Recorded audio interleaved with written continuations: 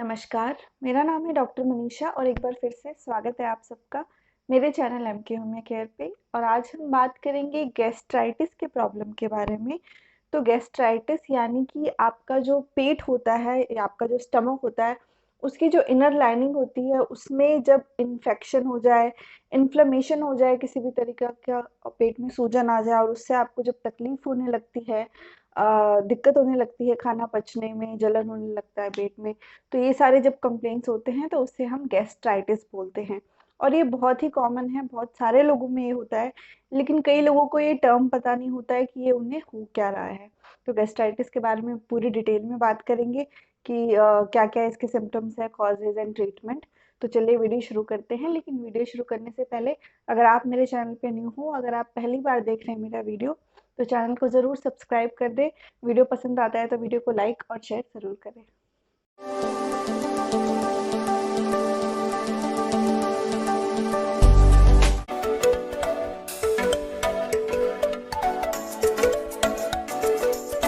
तो एक बहुत ही सिंपल सा प्रोसेस जो हम लोगों को पता होना चाहिए या पता होगा ही, वो ये है कि जब भी हम खाना खाते हैं तो हमारा खाना जो है हमारे फूड पाइप यानी कि जिसे हम ईसोफेगस बोलते हैं, फूड पाइप से होते हुए हमारे पेट की तरफ जाता है, जो कि हमारा लेफ्ट साइड में होता है। तो एक बलून काइंड ऑफ स्ट्रक्चर होता है जिसे हम स्टमक भी बोल सकते हैं।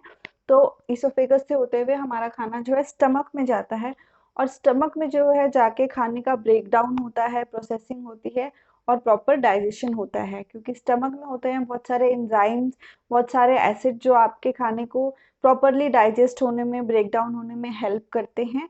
तो स्टमक का जो है बहुत ही इंपॉर्टेंट रोल है डाइजेशन में, बहुत ही इंपॉर्टेंट पार्ट है आपकी बॉडी का।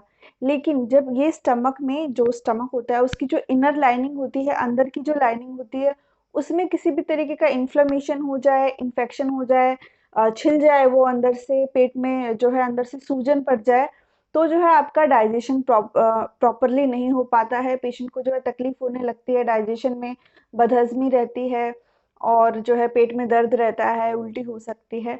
तो ये सारी शिकायतें होती हैं पेट में अंदर जब लाइनिंग में सूजन आ जाए या इन्फ्लेमेशन हो जाए, तो इसे हम गैस्ट्राइटिस बोलते हैं।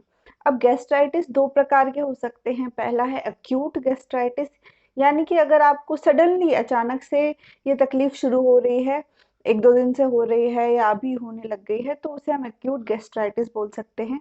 लेकिन जब ये एक्यूट गैस्ट्राइटिस जो है ट्रीट ना किया जाए और बहुत लंबे टाइम से आपको ये तकलीफ बनी आ रही है, तो उसे हम क्रॉनिक गैस्ट्राइटिस बोल सकते हैं।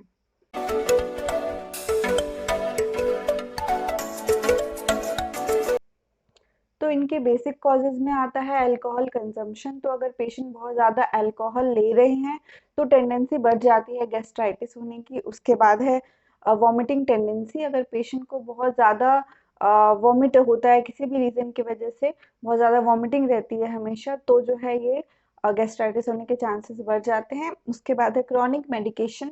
तो अगर पेशेंट बहुत ज़्यादा लंबे टाइम से दवाइयाँ खाते आ रहे हैं या खाते हैं किसी भी रीज़न की वजह से, तो बहुत ज़्यादा मेडिकेशन की वजह से जो है इसकी टेंडेंसी बढ़ जाती है। नेक्स्ट है स्ट्रेस। तो अगर हाई लेवल ऑफ स्ट्रेस है तो भी इसकी टेंडेंसी जो है बढ़ जाती है। इसके अलावा किसी भी तरीके का वायरस या फिर बैक्टीरियल इन्फेक्शन अगर पेशेंट में रह रहा है बहुत टाइम से, तो इसकी टेंडेंसी, गैस्ट्राइटिस की टेंडेंसी जो है पेशेंट में बढ़ जाती है। एंड स्पेसिफिकली एक बैक्टीरिया होता है, Helicobacter pylori bacteria, H pylori बोलते हैं। तो ये बैक्टीरिया जो है बहुत ही ईजिली आपके स्टमक में एक्सेस ले लेता है खान पान के थ्रू। तो ये जब आपके स्टमक में पहुंच जाता है और बहुत अगर लंबे टाइम तक इसे ठीक ना किया गया जल्दी से, तो ये जो है आपके स्टमक लाइनिंग को डिस्ट्रॉय करता है, अंदर की जो आपकी लाइनिंग होती है इसको डिस्ट्रॉय करता है, और जो है चांसेस बढ़ाता है आपको गैस्ट्राइटिस होने के। और इसके साथ साथ ये जो है अल्सर्स भी कॉज कर सकता है। तो ये बैक्टीरिया जो है आपके स्टमक के लिए डेंजरस होता है। तो ये सारे थे कुछ कॉजेज।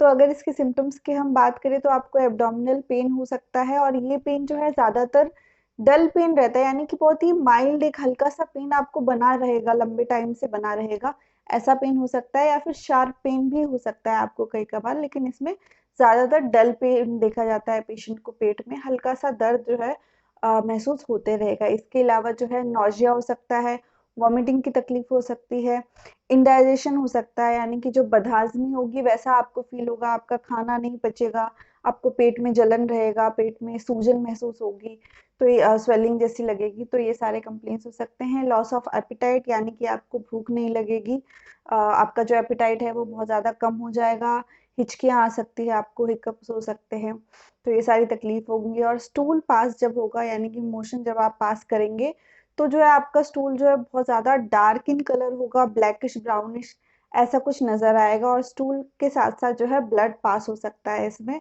तो जो स्टूल के साथ-साथ ब्लड पास होता है वो कई बार पेशेंट को दिखता है और कई बार वो स्टूल में नज़र नहीं आता है, बट फिर भी वो रेड ब्लड सेल जो है स्टूल में प्रेज़ेंट होते हैं। तो ये सारे सिम्पटम्स हैं गैस्ट्राइटिस के।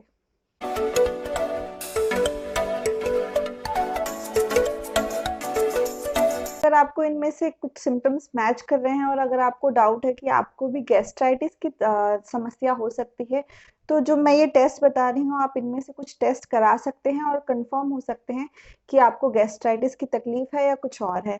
तो सबसे पहला है अपर एंडोस्कोपी। तो इसमें क्या होता है, एक बहुत ही छोटा-सा कैमरा जो है आपके पेट में डाल के देखा जाता है कि आपके पेट की जो इनर लाइनिंग है, क्या उसमें इन्फ्लेमेशन हुआ है, उसमें सूजन है या किसी प्रकार की तकलीफ है। तो उस कैमरा से जो है डाल के देखा जाता है और फिर उससे कंफर्म हो जाता है कि आपको गैस्ट्राइटिस है कि नहीं। तो अपर एंडोस्कोपी जो है सही टेस्ट है इसके लिए। अगर आप ये करा सकते हैं तो आप करा के कंफर्मेशन ले सकते हैं। उसके बाद आप ब्लड टेस्ट भी करा सकते हैं। तो ब्लड टेस्ट में, क्योंकि आपका ब्लड लॉस होता है गैस्ट्राइटिस में, तो ब्लड टेस्ट में आपका एचबी आपको कम नज़र आएगा, आरबीसी काउंट कम नज़र आएगा, तो ब्लड टेस्ट से भी आप पता लगा सकते हैं। उसके बाद है आप स्टूल टेस्ट करा सकते हैं। तो स्टूल टेस्ट में जैसे कि मैंने बताया कि जब पेशेंट गैस्ट्राइटिस के मोशन पास करते हैं, तो उसमें जो है ब्लड आता है। तो स्टूल टेस्ट अगर वो पेशेंट करवाएँगे तो उसमें जो है ऑकल्ट ब्लड लिख के आएगा, यानी कि आपके ब्लड में आरबीसी काउंट नज़र आएँगे, उसमें आरबीसी आपके स्टूल में आरबीसी पॉजिटिव आएँगे, तो उससे आप पता लगा सकते हैं कि गैस्ट्राइटिस की समस्या है पेशेंट को, तो ये टेस्ट आप करवा सकते हैं।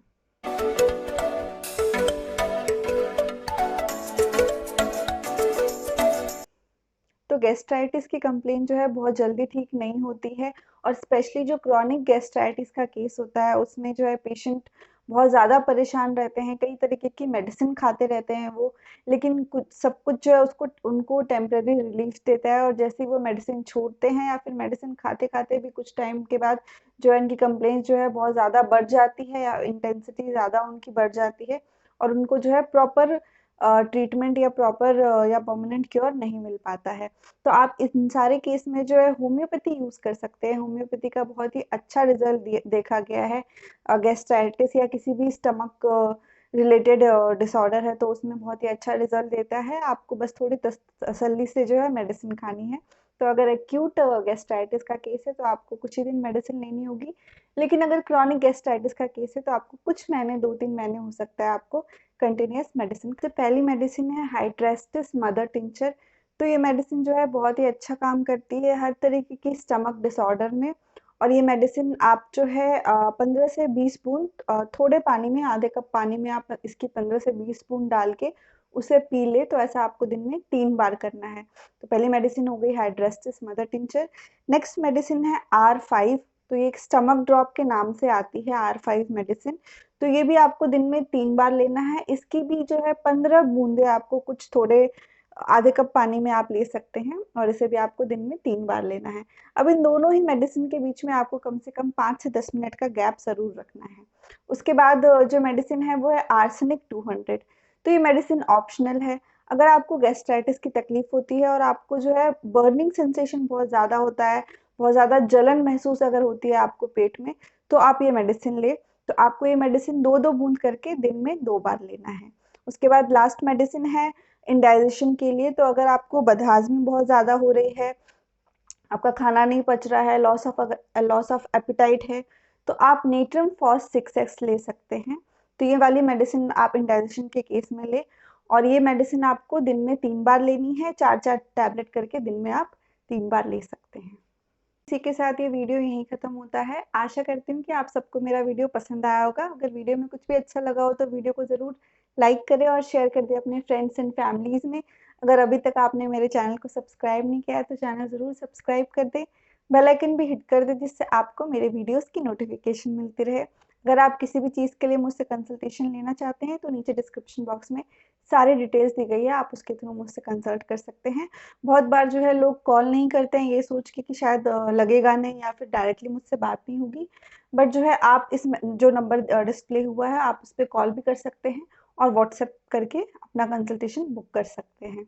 तो इसी के साथ ये वीडियो यहीं ख़त्म होता है। मिलती हूँ आप सबसे नेक्स्ट वीडियो में। वीडियो देखने के लिए थैंक यू सो मच।